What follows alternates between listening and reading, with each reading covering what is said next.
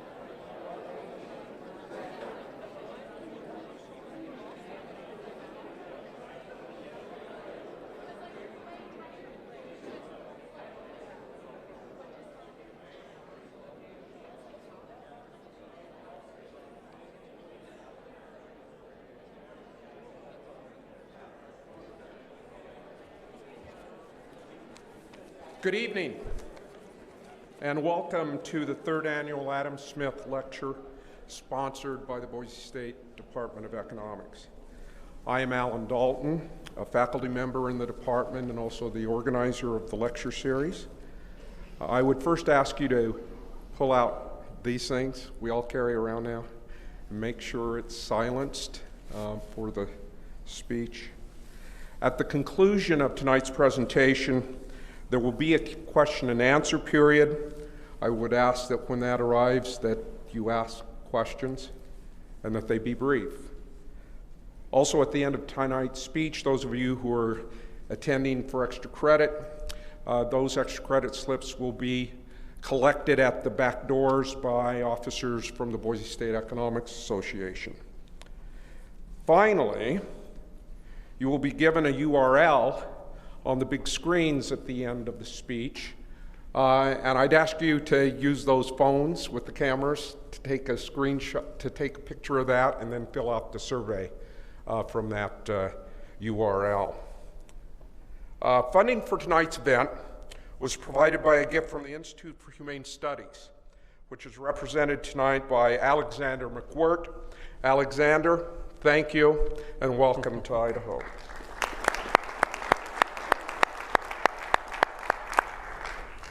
The Economics Department established the Adam Smith Lecture Series in order to bring to the Boise State campus nationally and internationally recognized scholars who have deepened our understanding and extended the work of Adam Smith. Smith, the 18th century Scottish moral philosopher, established his reputation with two works, The Theory of Moral Sentiments and The Wealth of Nations, which continue to enlighten and inform us concerning the two spheres of interaction that humans engage in. First, the intimate sphere of personal exchange, typified by friendships, family, voluntary non-market institutions such as churches and clubs. And second, the impersonal sphere of market exchange, which gives occasion to the specialization and division of labor that has produced the wealth that we enjoy as modern citizens of the world, at least in those nations that have embraced markets and the necessary underlying institutions of the rule of law and private property. It is my great honor tonight to introduce James Otteson, one of the internationally recognized scholars who has considerably added to our understanding of the relationship between Smith's two works. James Otteson grew up outside of Chicago in the working class community of Joliet, Illinois. Applying to the University of Chicago, Northwestern, and Notre Dame for his undergraduate collegiate education, his fate was sealed when the principal of his Catholic high school announced to the entire school that Jim had been accepted into Notre Dame. He wouldn't be going to Chicago or Northwestern.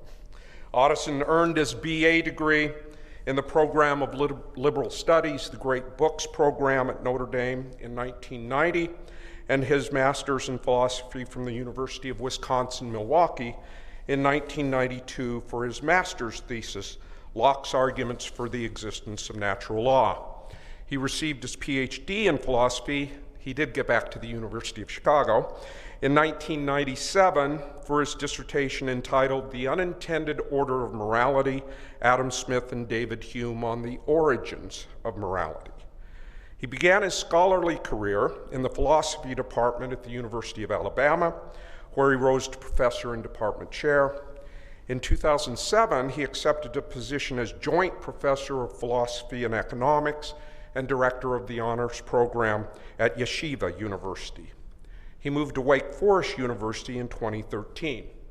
He has held many visiting scholar positions, but two of note, I thought, were at the Center for the Study of Scottish Philosophy, then at the University of Aberdeen. I almost did my brogue before I got there. University of Aberdeen in Scotland, and then the University of Edinburgh, Institute for Advanced Studies in Humanities.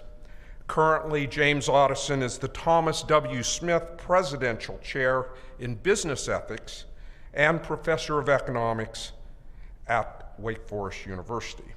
He is also executive director of the Eudaimonia Institute, and he'll correct my pronunciation on that. He is also, among several affiliations, a senior scholar at the Fund for American Studies and a research professor at the Freedom Center and Department of Philosophy at the University of Arizona. He is the author of numerous scholarly articles and books on topics ranging from Adam Smith to socialism. His latest book, Honorable Business, A Framework for Business in a Just and Humane Society, will be published later this month by Oxford University Press. His 2002 book, Adam Smith's Marketplace of Life, published by Cambridge University Press, argued that Smith's moral philosophy proposed a marketplace model for the creation, development, and maintenance of human social orders, including morality. He argued that this market model unifies Smith's two works, The Theory of Moral Sentiments and The Wealth of Nations. This view of Smith has become so commonplace among Smith scholars that they no longer cite him, as James just pointed out. But it showed up in my previous summary of Smith's work as emphasizing personal exchange and impersonal exchange. This book established Otteson among the top modern Adam Smith scholars. Tonight, Jim will share his recent research, Adam Smith on Justice and Social Justice. Please give a warm Idaho welcome to James Otteson.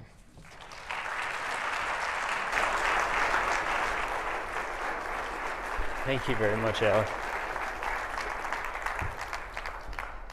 Thank you very much for that fantastic introduction. Could have listened to that all night. For a second, I thought I was going to have to. That was really going on. Thank you very much. It's a pleasure to be here. This is my first time in Boise. I've never been to Boise State or to the state of Idaho, so thank you very much for having me, and thank you very much for taking some time out of your evening to listen to this talk about an 18th century Scottish moral philosopher. So the topic for tonight is justice and social justice. So the first thing to note is that those aren't necessarily the same thing. Adam Smith makes an argument for what he calls justice, and I'll talk a little bit about what that is, and then we'll ask ourselves if there are some objections from at least some versions of social justice that we might raise to Adam Smith's view. So first I want to tell you just a little bit about Smith. So Professor Dalton already gave you a little bit of introduction to him. He was born in this tiny town called Kirkcaldy. That's how that's pronounced in Scotland. I don't know if you know the geography of Scotland. Scotland looks a little bit like an hourglass shape. On the eastern coast of Scotland, it's on the North Sea, and there's a little finger of water that comes in that splits on the south part. That's where Edinburgh, the capital of Scotland, is. And right across north of that, that little finger of water is this tiny town of Kirkcaldy. You can go there today and you can see the place where Adam Smith was born is no longer there, but there is a plaque on the building that's currently there. In one of history's great ironies, or maybe the fruit coming to fruition of history, if you're looking at that plaque that says this is the place where Adam Smith was born, and you turn around, maybe some of you have been there, you see that there's a little walkway, and across the walkway there's this huge 2-story McDonald's, which seems sort of fitting, I guess, for Adam Smith. So he's born in Kirkcaldy. He lived during a time, the 18th century, that we now call the Scottish Enlightenment. It was a period of astonishing human learning. Many of the great achievements in a number of fields were going on in this improbable place of Scotland at the time.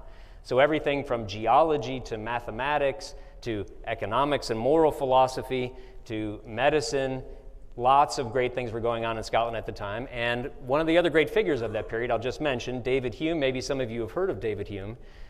Hume and Adam Smith were friends. They met each other as adults and they became friends, and they were each other's best friends for their entire lives. Neither of them married, and neither of them had children. Now, the question you're probably having in your mind right now, we have no reason to think they were anything other than platonic friends, although, of course, we guess we don't really know. There are secondhand stories that Hume asked at least 2, maybe 3 women to marry him, and they all said no. One of them because he was apparently too fat. So there is a perhaps apocryphal story about David Hume that he actually managed to get, and he was a rather rotund person, which was unusual for the 18th century. He managed to get himself down on one knee to ask a woman to marry him. He did so, and she said, dear David, I'm actually betrothed to someone else. And he said, well, that's awkward. And then he couldn't get up, and so he asked her, would you please help me up? And she couldn't get him up, so she had to call her fiancé to come get poor Hume. And we know from one of Smith's students who wrote a biography of Smith right shortly after he died that apparently Smith fell in love with a woman and was intending to ask her, and we don't know who this woman was because the student didn't name this woman, but Smith fell in love with her, was intending to ask her to marry him, and shortly before he actually asked her, Smith's mother fell ill. So Smith's mother has raised him by herself. Smith's father had died when he was only a couple of days old, so he's very close to his mother.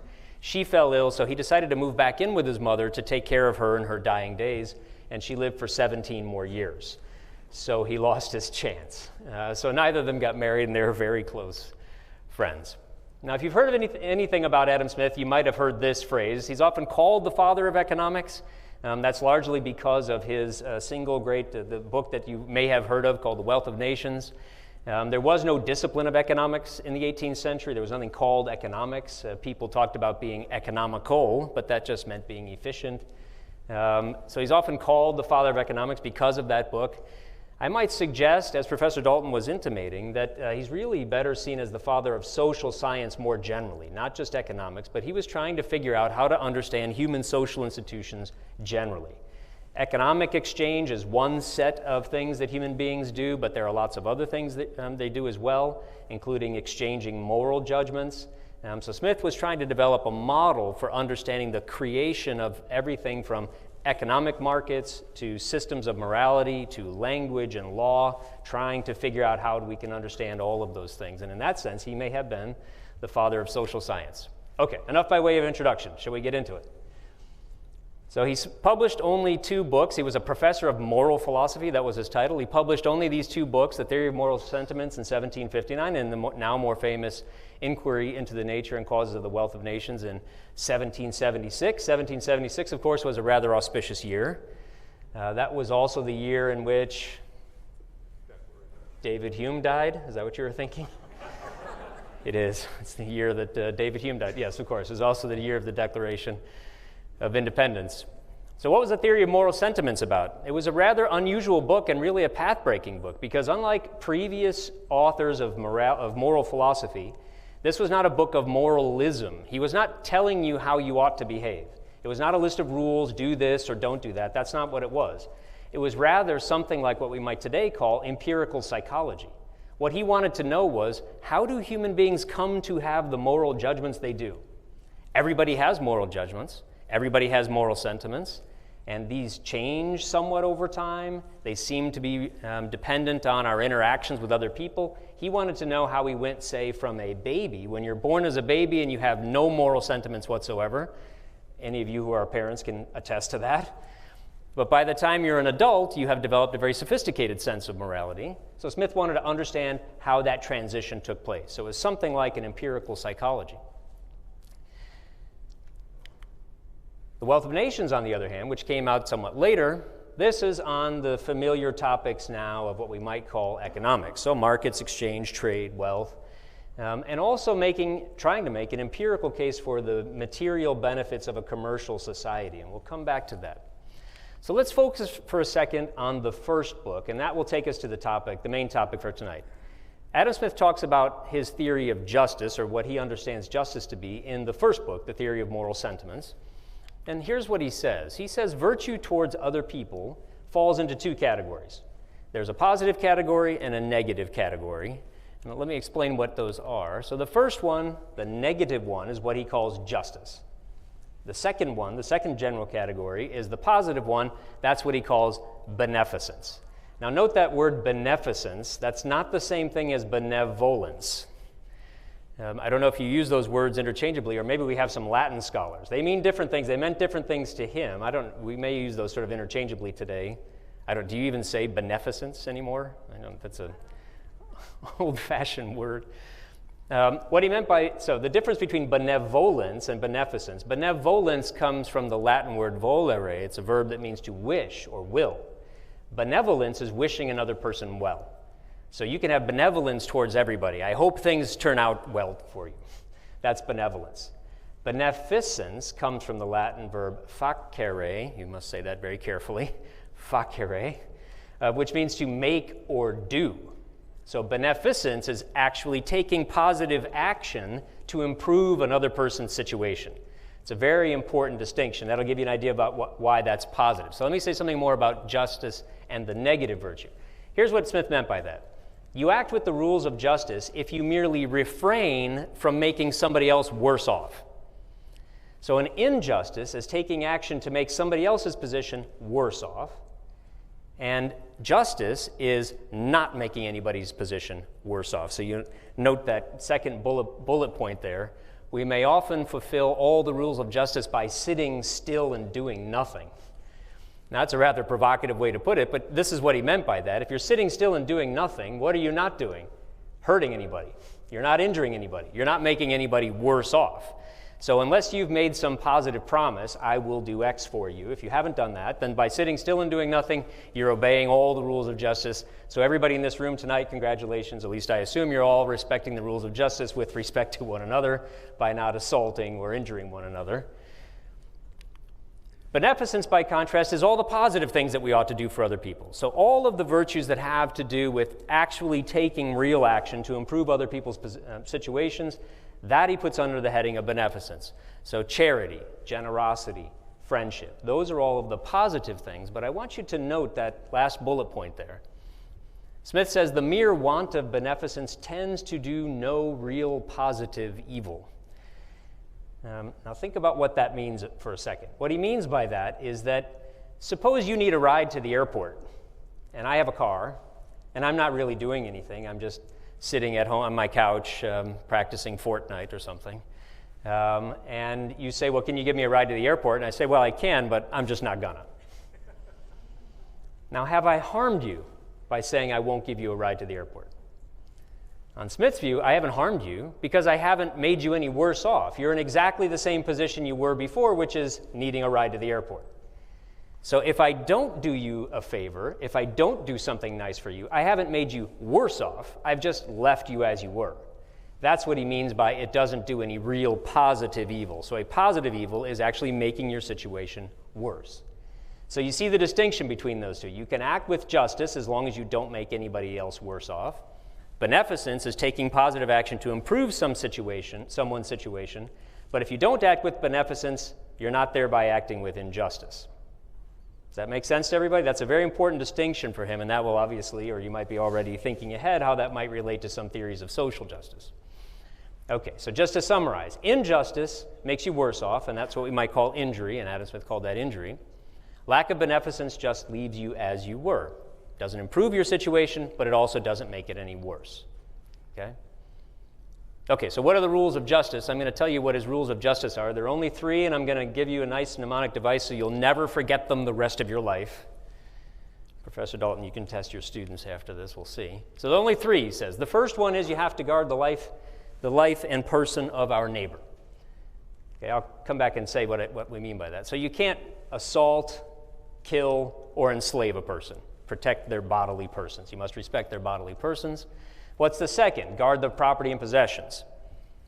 And the third and final one, guard what are called his personal rights, or what is due to him from the promises of others. So here's your mnemonic device. You can think of this as the 3 Ps: person, property, promise. So you must never assault, kill, or enslave anybody. That's person.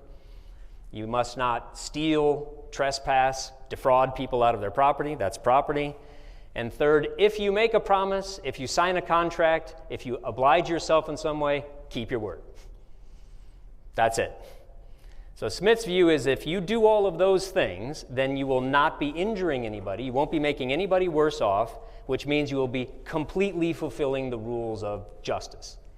Now remember, that's not all that I said there was to virtue. Virtue also had that other part, which was beneficence. But just thinking about justice, that's what you have to do to act justly. And according to Adam Smith, if you do that in society, if you act always with justice, but never act with beneficence, Smith says you are doing the absolute minimum that we can expect of you. We want you to do more, you're capable of doing more, but we can't force you to do more because you are respecting the rules of justice. Okay? So what do you think the main duty of government is? 3 guesses. No, 1 guess. Protect justice. That's what he's going to argue is the main duty of government. That's the thing that government has to do. Before anything else, it has to do that. The rules of justice must be respected before anything else. And you can think of this intuitively for those of you who are parents or those of you who have parents. What's the first moral rules you tell your kids? Keep your hands to yourself. If you make a promise, keep it.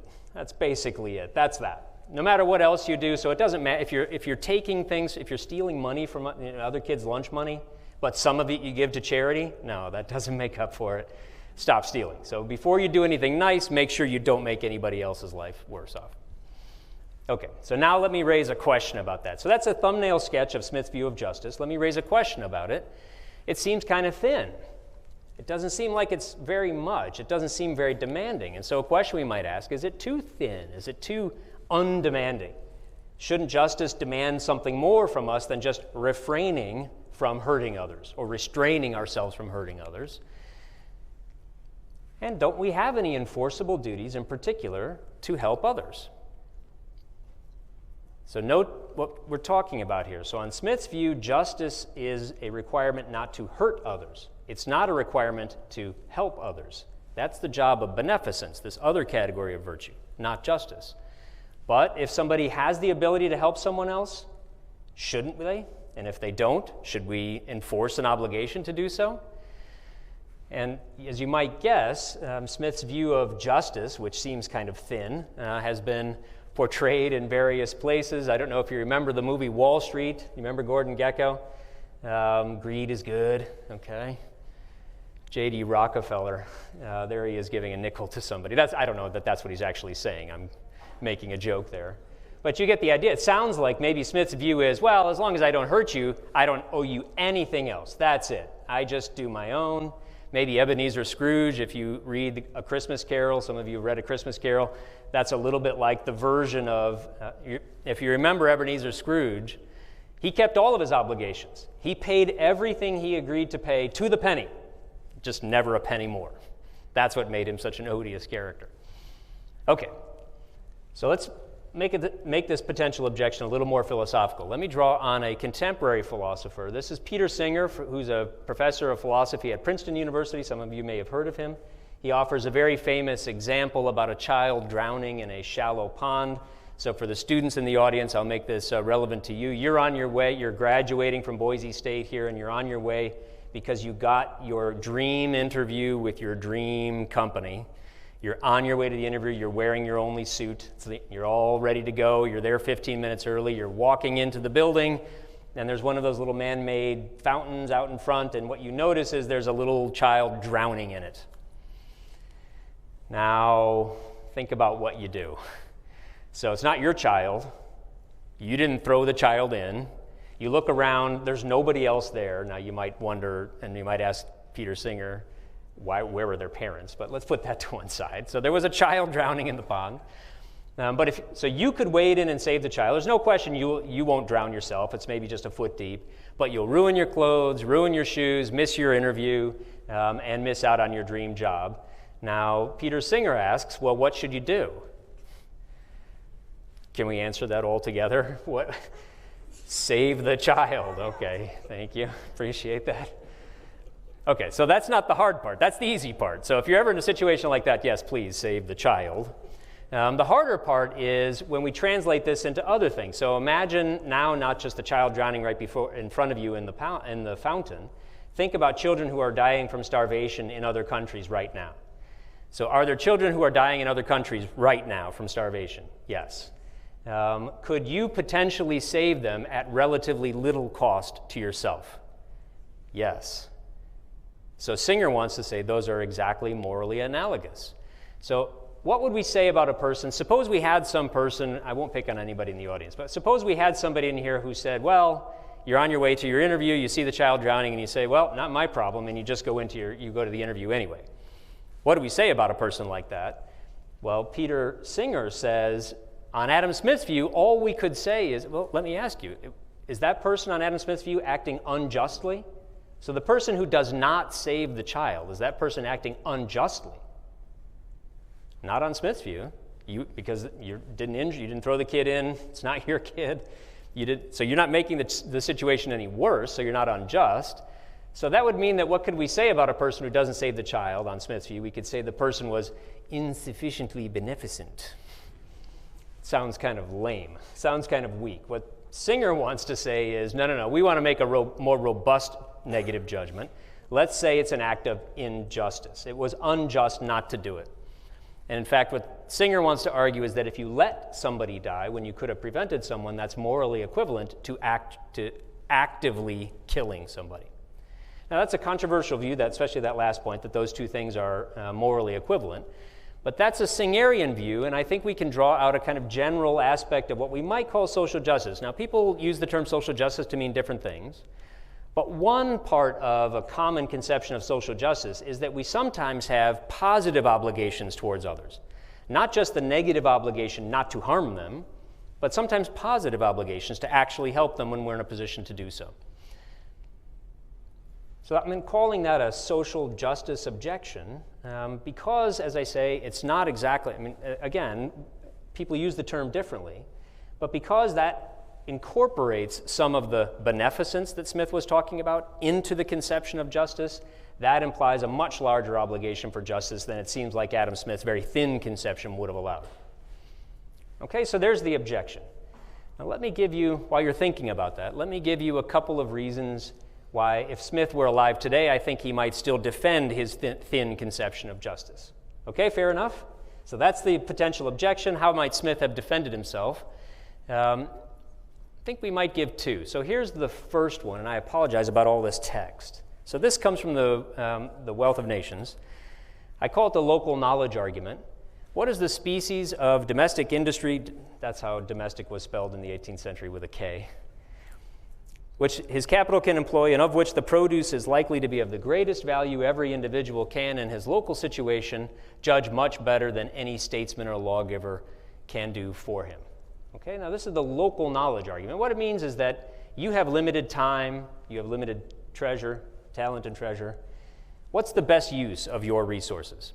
Well, it's very difficult for a distant third party to know what the best use of your resources is, what you should do with your time, talent, and treasure. That's what this argument means. So somebody in Washington, D.C. is going to have a hard time knowing what you should do with your time, talent, and treasure. The local knowledge argument holds that the person best positioned to know what you should do with these limited resources you have usually is you. You're the best person to know. You have the local knowledge that would know. So apply that to the case at hand. Here's Smith's claim. Local individuals can be beneficent, but distant third parties typically can't. Now, this is an interesting claim, but think about why that might be. So now let's think about Professor Dalton here for a second. So he invited me to come out to this talk. Let me ask you, do you think he's being sufficiently generous towards me for this talk?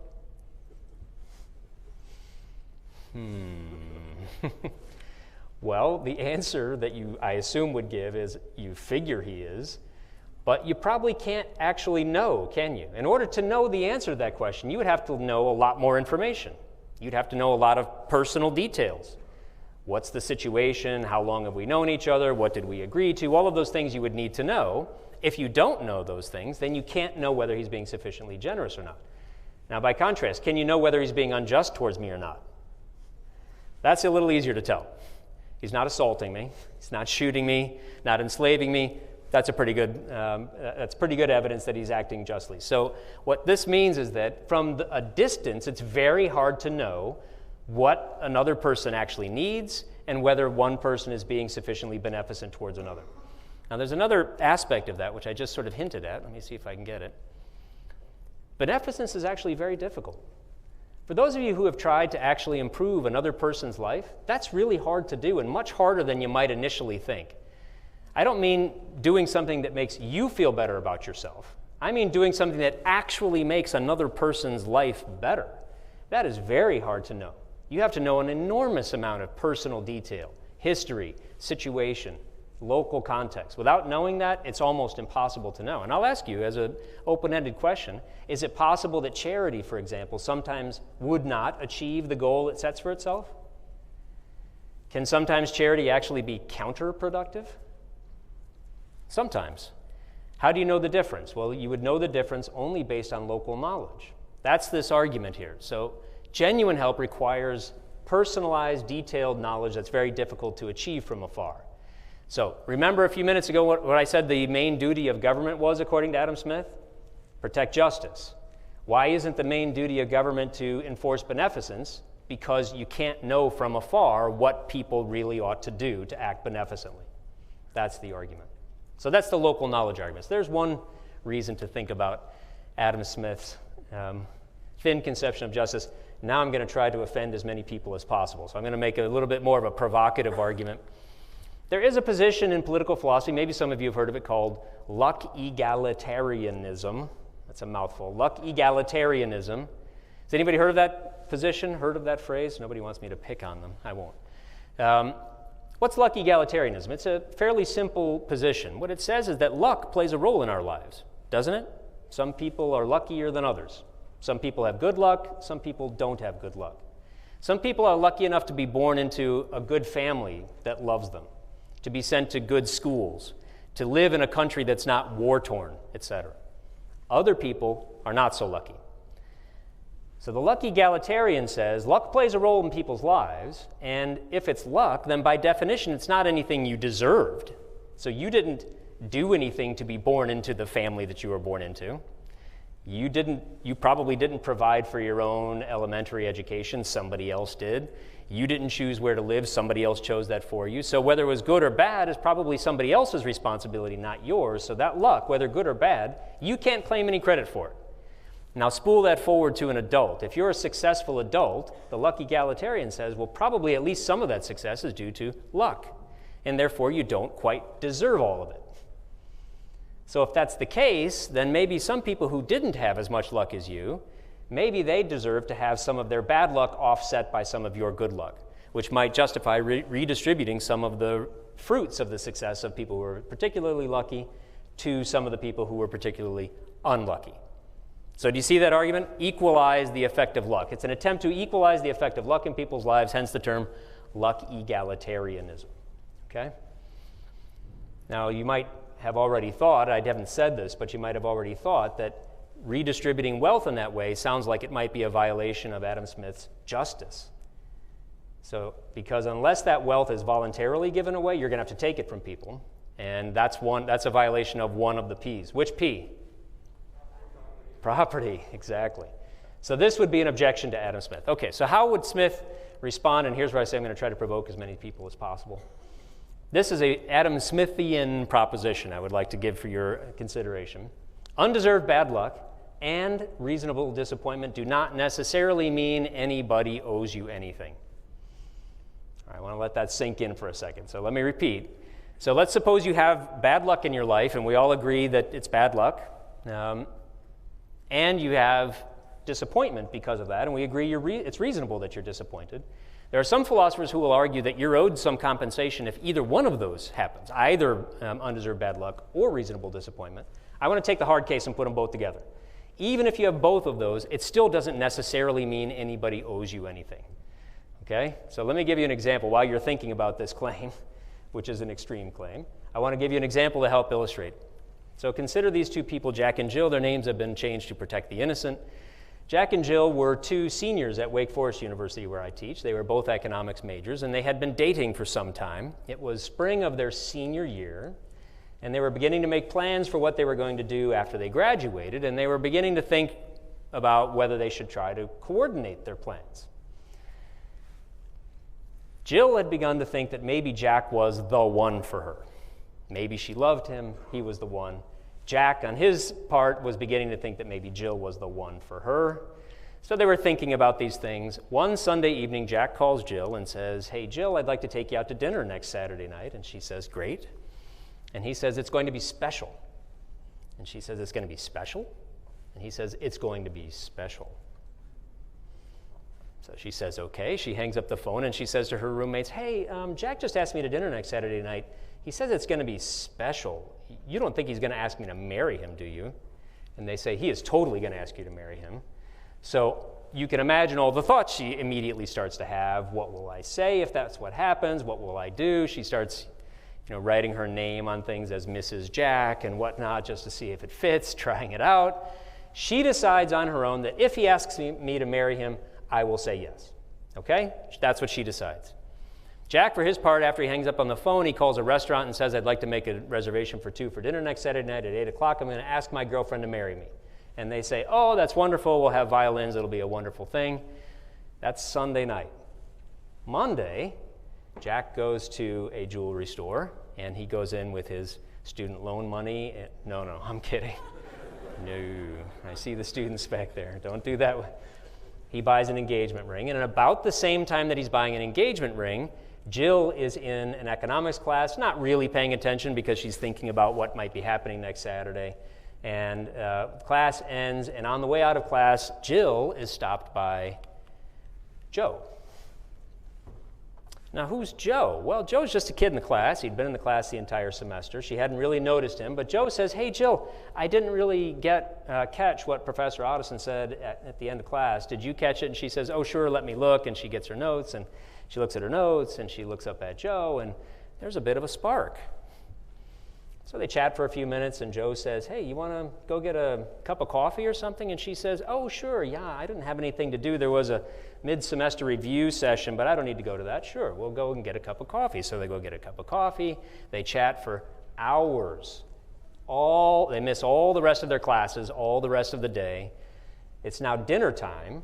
And Joe says, oh my gosh, I can't believe the time has sure flown. Would you like to go get a bite to eat? And she says, oh my gosh, I can't believe how much time has flown. Sure. I was supposed to visit my grandmother in intensive care, but I'm sure she's fine. Yeah, let's go get some pizza. So they go get some pizza. They talk more. They come back. They walk around the quad. They go to the library. They talk. They talk all night long. It is now sun coming up on Wake Forest campus on Tuesday. The sun's coming up over Waite Chapel.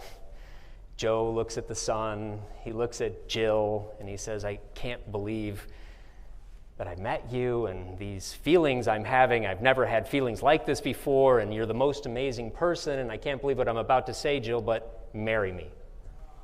Right now. Let's go right now to a justice of the peace and get married right now. All of a sudden, Jill snaps out of whatever fantasy reverie she was in and realizes, oh my gosh, I've just spent this entire time with this virtual stranger. She looks at her phone for the first time, and she sees she has 900 texts and Snapchats and Instagrams from her friends. Where are you? Are you dead? And of course, many of them were from Jack. Do you remember Jack?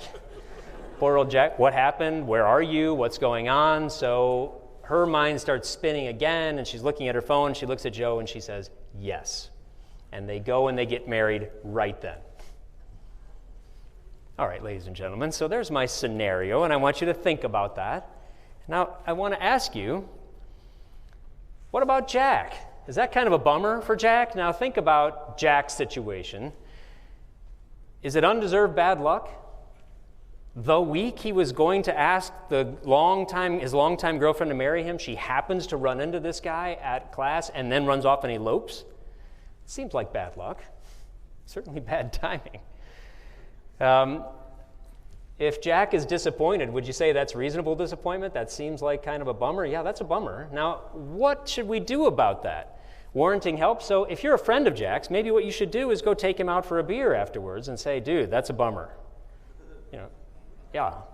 Or, maybe you dodged a bullet or whatever it is you're thinking. What else could you do? Introduce him to Jenny, Jerry. It's the 21st century. Any of those things are fine. What can't you do? What you can't do is go and visit a cost on Jill. Should Jack be able to sue Jill for the future affection he's now not going to have that he imagined he was going to have? Should he be able to sue her for the 9 children he expected her to bear him and now he's not going to have? No, of course not. And why not? And it's very important why not. The reason why not is because Jack had no right to Jill. Jill's a free person. She gets to make her decisions on her own about to whom or not to whom to give her affection. And even if that disappoints people, and even if it happens as a consequence of just luck, nevertheless, it's her decision to make. And Jack, though reasonably disappointed and suffering bad luck, isn't owed any compensation for that. And I would say the same thing. How does that relate to markets? Well, I think it does relate to markets. Suppose you're the owner of a coffee shop, coffee shop A, and somebody opens a coffee shop right across the street from you. I go to your coffee shop every day. I've been going there for years. Lots of customers do. Another one opens up across the street, and I go and try it out, and I like it better. I stop going to your coffee shop, and I go to the other one. Suppose everybody, all your customers, start going to the other coffee shop. Maybe your coffee shop goes out of business. Is that bad luck if it does? Bad luck that a coffee shop opened up right across the street from yours that people like better. Yes. Are you disappointed by the result? Yes. Is it reasonable disappointment? Yes. Can you do anything about it? No. And the reason is the same as in the other case. The owner of coffee shop A has no more right to patrons than Jack has a right to Jill. Free people get to make their own decisions. As long as they're not injuring other people, directly injuring other people, they get to make their own decisions.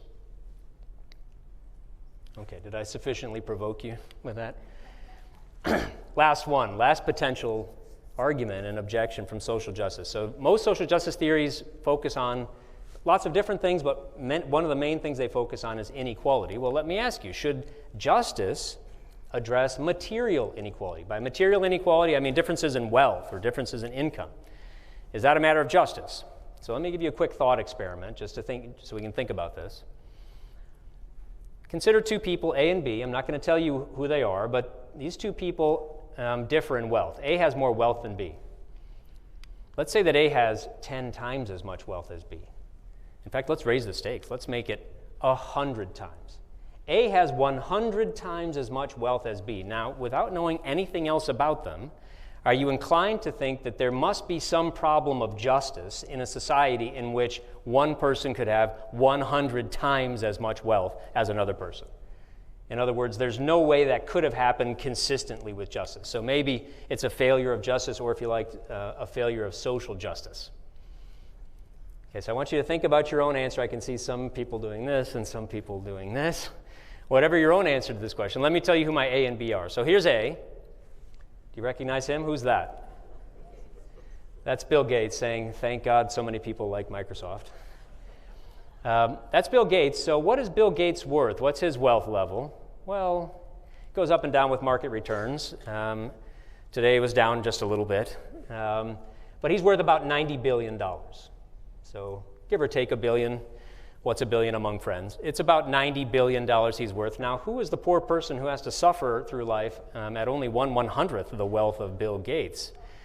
Oh my gosh. Well, there are lots to choose from, but I decided to pick one of my neighbors, sort of. That's him. You recognize him? Who's that? That's Michael Jordan. He's not real. He lives in North Carolina. That's not really I don't live anywhere near Michael Jordan. That's Michael Jordan. He's worth only, what's 1/100th of 90 billion? 900 million. So he's worth $900 million. Okay. Now that's an extreme example, but what is that supposed to prove, or what point is that supposed to make? So here's what I suggest that makes, is that here's what really matters. First of all, if you're thinking about the wealthier person, you need to answer the question, how did that person get it? Did the person get the wealth through theft, force, fraud, or was it through voluntary exchanges? That makes a difference, I think. Secondly, about the B, what's the absolute quality of B's life? So Michael Jordan is extremely poor relative to Bill Gates. He's only got a tiny fraction of Bill Gates' wealth. But compared to most normal humans on the planet, I won't speak for any of you, but certainly for me, he's extremely wealthy, doing well by any reasonable standard, and I think it would be absurd to think that we should therefore redistribute some of Bill Gates' wealth to Michael Jordan. So what I think that points out is that what matters is the absolute condition of people's positions, not relative to other people. But maybe you think that example is a little too extreme. So let's raise the stakes a little bit. Instead of 100 times as much wealth, let's raise it by an order of magnitude, 1,000 times. Another order, 10,000 times, 100,000 times. Let's ask, what about a person who is worth only 1/180,000th of Bill Gates? So we'll raise the stakes. 1/180,000th of Gates' wealth. Now, who is that poor, miserable person who has to soldier on through life? Can you guess who that is? That's me. And actually, I'm rounding up a little bit. Okay. So again, what I suggest that means is that even though I have an even tinier fraction of Bill Gates' wealth, by the way, Bill Gates used to say, he doesn't say this anymore, but he used to go around saying that he could buy and sell Michael Jordan 100 times over. He used to say that in public. You know, this is sort of, nerds or geeks win over jocks sort of thing. He used to say 15 or 20 years ago. He doesn't say that anymore. Okay, but what is that supposed to prove? I think that what matters is the absolute quality. So even though I only have 180,000 of Bill Gates' wealth, by world standards or historical standards, still doing very well. But let me ask you this question for you to think about. Suppose you could end one thing in the world, but only one, either poverty or inequality. Which would it be? Now, you can think about that on your own, but I think your answer to that question might give you some clue as to what kind of system of political economy, whether you're more inclined toward an Adam Smithian system of political economy or a different system of political economy. And here's why I ask that. So whatever your own answer is, I'll tell you what my answer is. It's poverty. If you could only end one and not both, I would say poverty first. But I think that's a real question for us to answer, and here's why. It seems, historically and empirically, that really is the dilemma we face. Because the only institutions human beings have ever been able to figure out to lift people out of poverty, what else happens? You get inequality. On the other hand, we have found many ways to keep people equal, but historically speaking, when they're relatively equal, what else are they? They are equally poor. So that seems to be the dilemma we actually face. All right, one last thought on equality, and then we'll call a conclusion to our presentation tonight. Maybe the second most famous passage from Adam Smith, after the invisible hand passage, that's the most famous. Here's maybe the second most famous.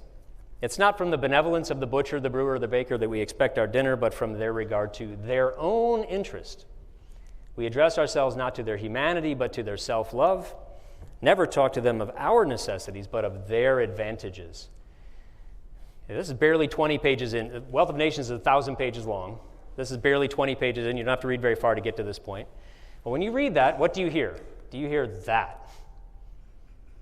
Selfishness? Do you hear Adam Smith either suggesting that this is how that people actually are as a descriptive statement, they're just selfish, that's what they are, or maybe even he's advocating selfishness? That's what Karl Marx thought. So Karl Marx, who came in the next century, read The Wealth of Nations, or at least he read this far in The Wealth of Nations, which was just, as I say, about 20 pages in, and he said, aha, there it is. It's a smoking gun right there in the ur-text of capitalism. There it is, 20 pages in. It's all about number one. We should just be thinking about ourselves, selfishness, that's what it's all about. And maybe that is what the argument is about, and I'll leave that to you as you do your own studying of The Wealth of Nations, and you do your own studying of Adam Smith. Maybe that's a conclusion you'll come that Marx's interpretation is correct. I would like, however, to offer a different possible interpretation for your consideration. I think this is what Smith meant. Not selfishness, but respect. That's very different. So think about how to succeed in business. Maybe some of you are business owners or work at businesses. What keeps CEOs up at night? Is it thinking about themselves? Not usually. What are they thinking about? Everybody else. Employees, clients, customers, constantly thinking about other people, suppliers. If you go into a business and you say, I'm going to get what's in for me, you're going to go out of business very fast. And why is that? Because people have what I call there an opt-out option. The opt-out option is the ability of other people to say no thank you and go somewhere else. The minute somebody can say no thank you to whatever offer you make them, whatever proposal, whatever demand, if somebody can say no thank you, then you are immediately leveled in your moral agency. They have no more power over you. If you can say no thank you, they have no power over you. So if I want to have an association or a partnership or an exchange with you, what do I have to do? I have to think not just about what I want, but I have to think about what you want. I have to spend time thinking about how can I give you something that you think is worth your limited resources. In that way, Smith argues that what you get in these exchanges is a mutual respect. So you meet the butcher, the brewer, and the baker as a peer. You make an offer, he makes an offer, you decide mutually to engage it or not. So this isn't so much selfishness as you saying, according to Smith anyway, you saying, I understand you have needs and wants and desires and obligations too. And just because I have those things, it doesn't mean mine are more important than you. than yours. So our moral agency is leveled. So this is a different kind of equality. It's not an equality of financial resources or wealth. It's an equality of moral agency. And that picture, that's kind of a silly picture, but that's a picture from famous philosopher of science, Fleming Jenkins, in the 19th century. That's his representation of a market order. You notice nobody's more important than anybody else. Everybody's sort of connected together. That's what he thought went on. But the idea there is that all of them are connected one to another, but no person is in control of any other person. This person won't sell to you at what you want, you can go to somebody else. This person won't hire you, go to somebody else. Somebody makes you a bad offer, you say no thanks and go somewhere else. So equality of moral authority. Okay, now let me come to my conclusion. Here's Smith's argument. Political mechanisms can and should protect justice, but they cannot and therefore should not try to enforce beneficence. Okay? But you remember what we said at the beginning, a fully virtuous life is both of those, both respecting the negative aspects of justice and the positive aspects of beneficence. So if that's the case, on whom does the obligation for beneficence fall? If it doesn't fall on the government, on whom does it fall? You and me. It falls on individuals. So Adam Smith actually thought that this was a more demanding morality, because what it means is that when you discover someone who needs help, based on your local knowledge, you realize you can help, who should do it? Not somebody else, not somebody in Washington, you. You can't discharge your moral obligations to other people by having somebody else do it on your behalf, not even by writing a check, because checks don't always do what you want them to do. What you need to do is do it yourself. And that might mean that you and I will do it together. Maybe we form a group that will try to pool our resources, our talent to help, but it puts that burden on us as individuals. So what's the final vision of this? Global justice, local beneficence. You must respect the rules of justice with respect to everybody you meet anywhere in the world. Doesn't matter what country they come from, who they are, you must always respect the rules of justice with respect to them. And then you find those places in your own situation based on your own knowledge, whatever it is, your own expertise, where you can provide beneficial help, where you can provide positive help as well. So what we get from Smithian political economy, he argues, is not only prosperity. By the way, did you notice I hadn't actually talked about the prosperity that a system of political economy like this can lead to? It does. But you get not just that, but also morality. You treat other people as peers with respect, and this creates a kind of moral engagement with others. And if that's true, well, then maybe that's a pretty good version of social justice. And with that, I will say thank you very much, ladies and gentlemen. Thank you.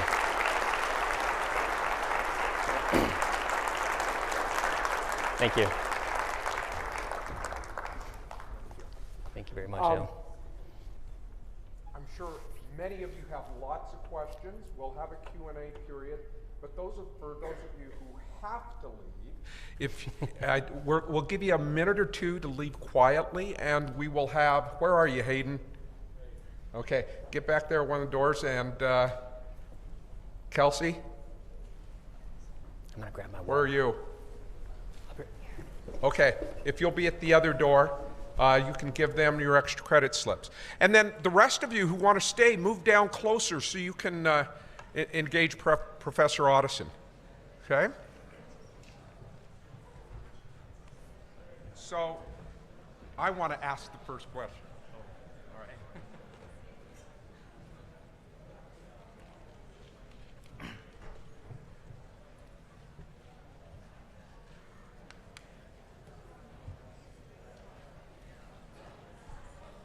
So you tell me when to start. So my mic is not on now. Should it be on or no?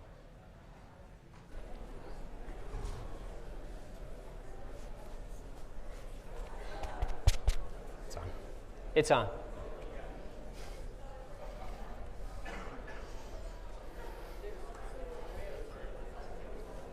For those of you still in the room, here's the survey. Take a shot with your phone, and then I'll get us started on the question. So your answer to Peter Singer is that last line in your presentation. Oh, about social justice, you mean? Local, so global justice, local beneficence. Yeah. Yes. So that means that the person who's passing by a child who's drowning, yes, you should. You should absolutely help. I'll say one further thing about that. It might seem, so you remember when I was talking about Peter Singer, I said that, well, if you say to someone who doesn't do that it's insufficiently beneficent, that seems kind of weak and lame. You might think, well, the obligations of beneficence aren't as strong as the obligations of justice. They are. They are still moral obligations. The only difference is who should take responsibility for them. That's the only difference. And for Smith, the argument is that those should be local, meaning the individual should take those on him or herself because you have the local knowledge required to actually know what kind of help would be real help. Distant third parties don't know that. I mean, if you think about the difference, if you try to administrate by third parties, try to administrate justice and try to administrate beneficence, you can usually tell, it's relatively easier to tell when someone has committed an infraction of injustice. So if somebody has assaulted you, killed you, stolen from you, that's easier to tell. If someone has been insufficiently beneficent towards you, much harder to tell. But that doesn't mean it's not an obligation, and it also doesn't mean that those of us who see someone who has been insufficiently beneficent, that we shouldn't call them out. So maybe the person who walks by the child drowning in the pond, we put an ad in the paper with their picture that says moral monster or something. Or do we have newspapers anymore in the world? You send out your strongly worded tweet or whatever. Yeah. Other questions? Yes, sir. Would you consider eminent domain a violation of Adam Smith's property rights? Yes, it would be a violation. Good question. Eminent domain. The question is about eminent domain. Eminent domain is the practice by which the government will take private property. It's supposed, in the United States anyway, the idea is for public purposes, not for other private purposes. Maybe you know the Kelo case from 2005 when they violated even that. Do you all know about that case, the Kelo case? It went all the way to the Supreme Court. There were some individual homeowners, including Suzette Kelo, hence the name of the case. The local area decided to declare their homes and their area blighted so that they could condemn them, take the homes, and give it to Pfizer. Pfizer wanted to put a company in, some kind of a corporate park in. So they took the homes, they declared it blighted, took the homes. Suzette Kelo appealed all the way to the United States Supreme Court and lost. So they, in fact, took her home and took everybody else's homes too. One of the twists of fate, Pfizer actually then decided not to even go in. So it's now to this day, that's 18 years ago, it's now just an open field with garbage and things. Anyway, that's the Kelo case. But the larger question about eminent domain is, should the government be able to take people's property, including their private property, for public purposes? One of the great things about Adam Smith is that he has an empirical account of political economy. And what I mean by that is he says if you look at the societies that really succeed and flourish, those are the ones whose governments protect these rules of justice. That's where he comes up with these rules of justice, and then do very little else. That's the main thing they do. If governments are doing many more things than that, that's going to impede their prosperity and impede their success. But he says there may be cases in which a violation of even one of the rules of justice is required for the public good, but the default is against it, and you need to make an argument for a special exception. So it puts the burden of proof on you. So if you think that there is a case, we absolutely need a bridge here, we absolutely need a road here, it's going to have to go through your farm, he's open to that, but it means you're going to have to make that case, and probably in modern jurisprudence, you're going to have to pay that person some compensatory amount of money. If we take your property, we're going to have to pay you for it, and it's probably going to be not just market value, but maybe more for your trouble too. So it's a strong default against it. It would be an injustice unless you can make a special case, and you'd have to meet a pretty high burden of proof. Good question. Yes, ma'am. So I do believe in charity. I do believe Okay.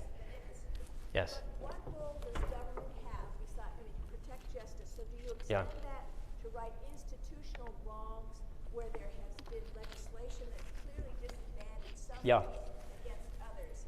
So in fact, our tax dollars go for a variety of things, but shouldn't then government use those tax dollars in a way To right the wrongs? Yeah. So you're thinking about historical wrongs like discrimination and that sort of thing? Jim Crow laws or something? Or do you have something else in mind? housing, a lot of Housing, yeah. So the question is, what if you've had a history or a legacy of government enactments that were unjust in themselves, and now you have some of the repercussions of it? Is that a proper activity going forward for, say, government? Another tough question. So Smith lived before discrimination law, so we have to try to extrapolate what Smith might have argued. But I'll take a stab at it. What I think he would say is the first step is to get rid of those laws, because there are still a lot of them. Right now, even in the United States today, there are lots of laws, so there are lots of ways in which some citizens in some situations are differentially punished and had their opportunities differentially reduced over others, even in 2019 America. So what's the first step? I mean, I said that he thought the main job of the government was to protect justice. The next sort of half step of the argument is that until you've done that, nothing else matters. So what you don't want to do is, we're going to make your life a lot worse by have all sorts of discriminatory laws, but then we're going to give you a check afterwards and we hope you're okay with it. No, what you should do is get rid of those laws. If there are government laws that are impinging on people's ability to lead a free and flourishing life, get rid of them, and that should be the very first. And until you do that, all the rest of it doesn't matter. So it's not that there can't be something else to do. Now, I will say that Smith is probably a little optimistic, maybe you think naive. So Smith thought that almost all of the bad things that happen to people in their social lives are due to bad laws that are impinging on them in ways that they shouldn't. So if you get rid of those laws, then a lot of the other problems that people have, including generational problems, a lot of those can take care of themselves because people have the ability to improve their own lives if you just stop punishing them. So thinking about poorer parts of the world, not necessarily the United States, what's one of the best things we can do for them? Stop hurting them. There are many places in the world that are suffering because of international rules, trade laws, trade restrictions, lack of property protections.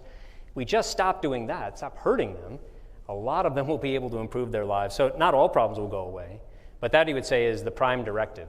And you can think of it, if you want to try to remember it, think of it like the Hippocratic Oath in medicine. We have at least one medical doctor in medicine. What's the first rule of medicine? Do no harm. A lot of political economy and a lot of politics does harm, so stop doing that. So before you help, make sure you stop doing harm, and then you can turn your attention to how you might be able to help. Thank you. Yes, sir. If I remember correctly, Adam Smith supported or at least toyed with the idea of some kind of government-funded public education. Mm-hmm. And if I remember correctly, he did so in the context of talking about workers who were doing monotonous labor in factories. Yeah. The head on a pin, yes. Something like that. Yeah. So how do you square his opposition to government beneficence with his apparent support for public education? Good question. So I don't know if everybody heard the question, but the question is about public education. And isn't it true that Adam Smith himself in his Wealth of Nations talked about, at least entertained the possibility of government providing education?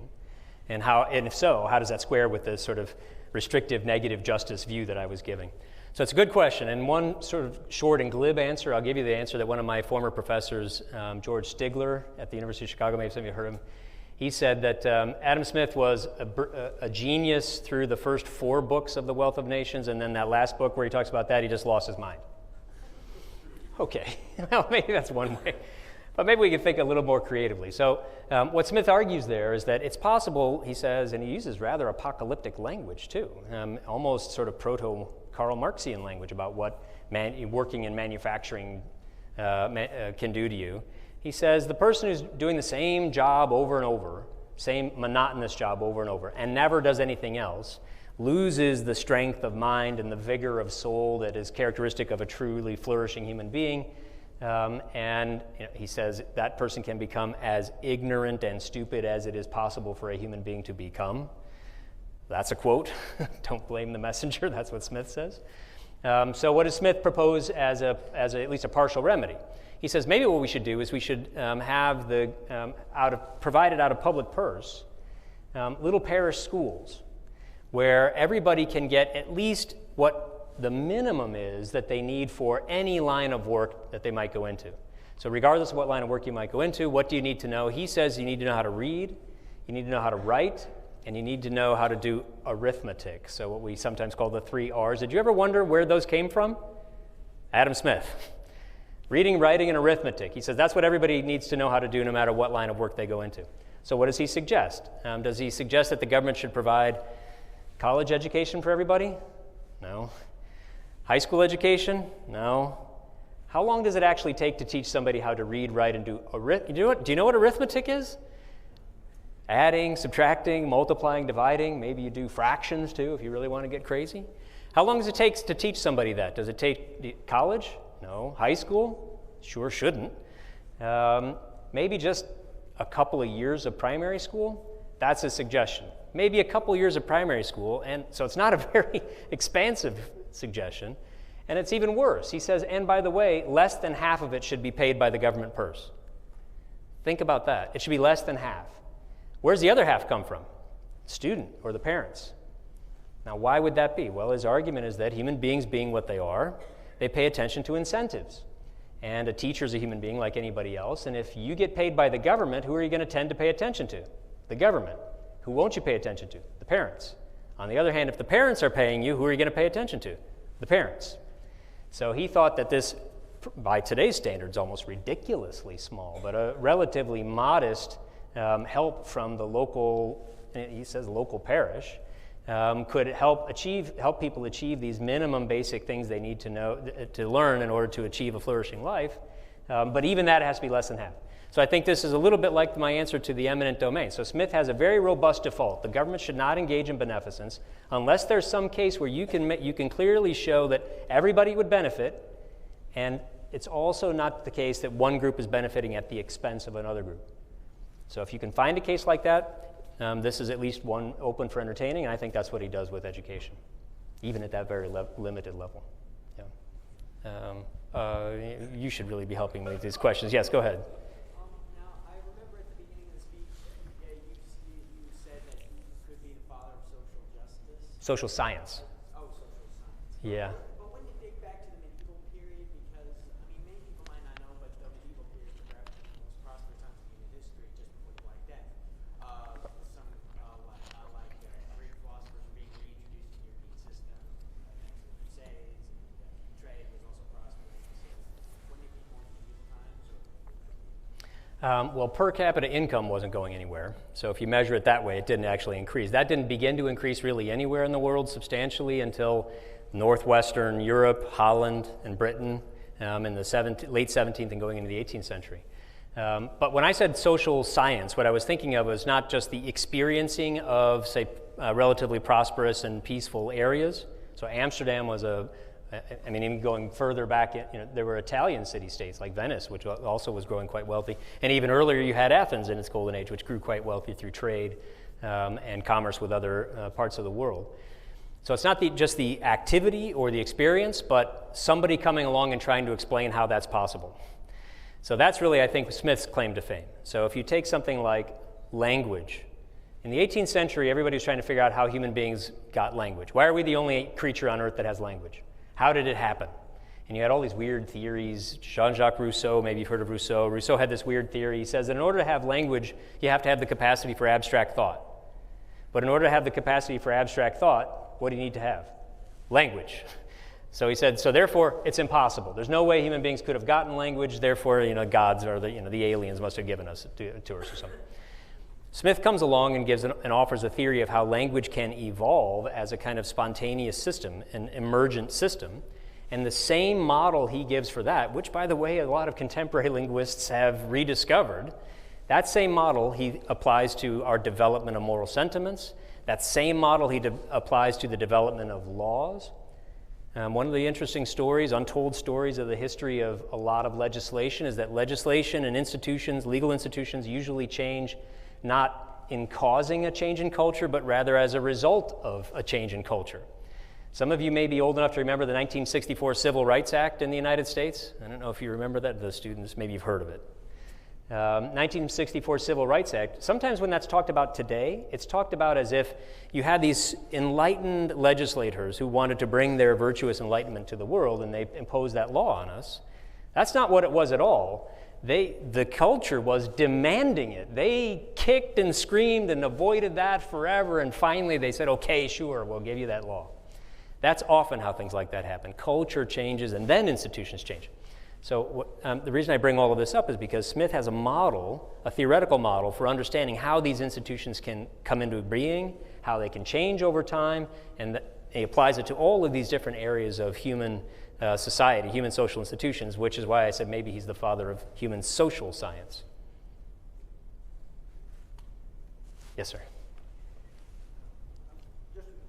I have a question, but also an aside. In Idaho, we solved the school problem by the publication of the book Educated. We now know that you can go through your whole life without attending school to get a PhD from Oxford. Well, Top 10 sellers of books. Now, my question Okay. They give PhDs to anybody, don't they? They'll give a PhD to anybody. Sorry, I didn't mean to interrupt you. Yes, go ahead. That's good to know. So with respect to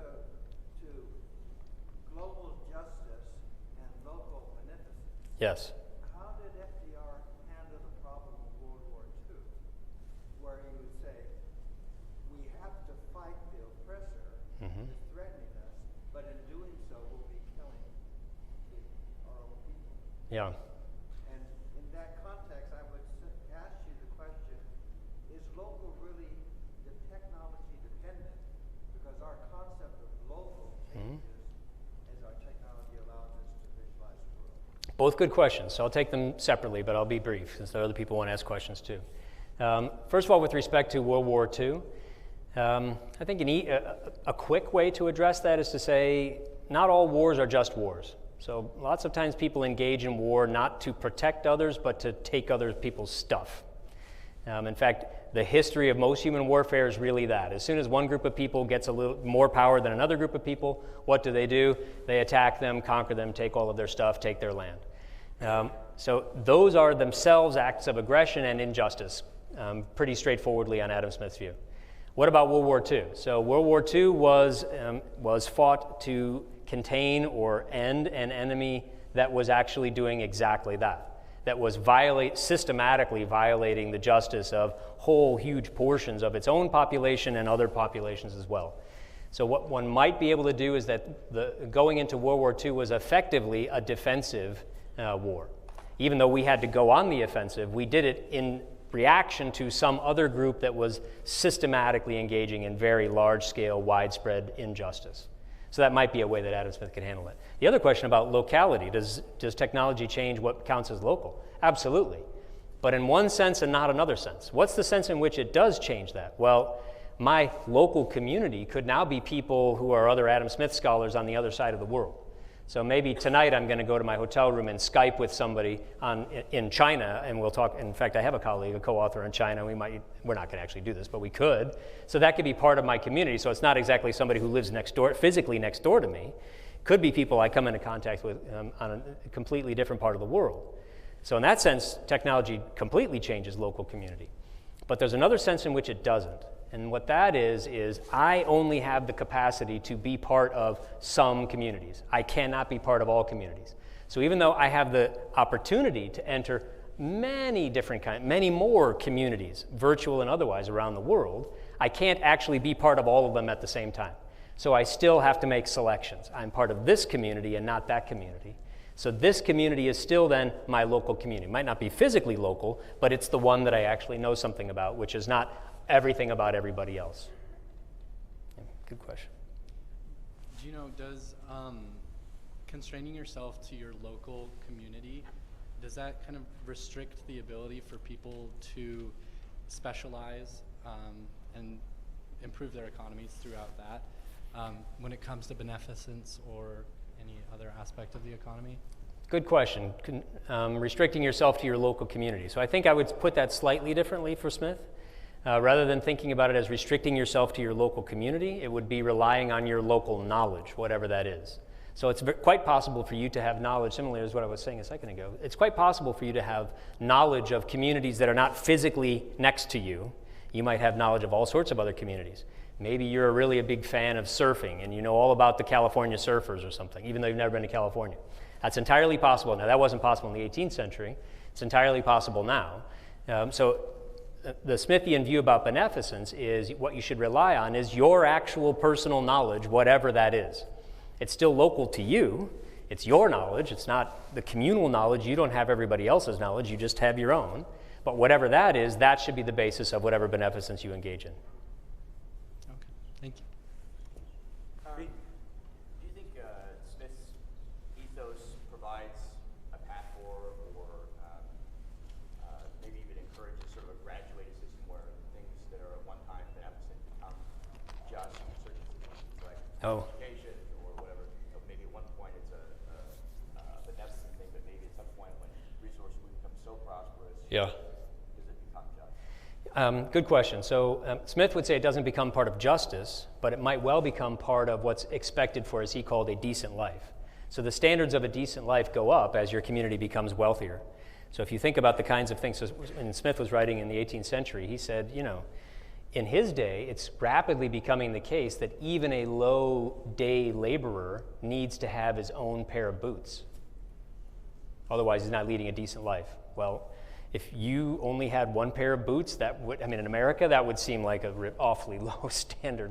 The standard would be much higher. But so that can change over time. So what we might consider a proper object of beneficence, that standard could go much higher today than it was in the 18th century because we have so much more wealth. And if you think about the absolute levels of wealth that even the poor in America today, if you think about our official poverty statistics, the official level, the federal level of poverty in the United States is about equal to the average level of wealth in the rest of the world.